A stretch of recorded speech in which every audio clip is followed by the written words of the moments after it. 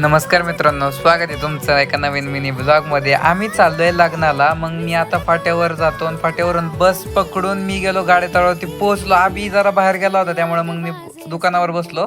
Reels बघितल्या, इन्स्टावरचे लव view ते वाचलं. मग आबीला घेऊन रिक्षा करून गेलो लग्नाला आणि लग्नात पोहोचलो.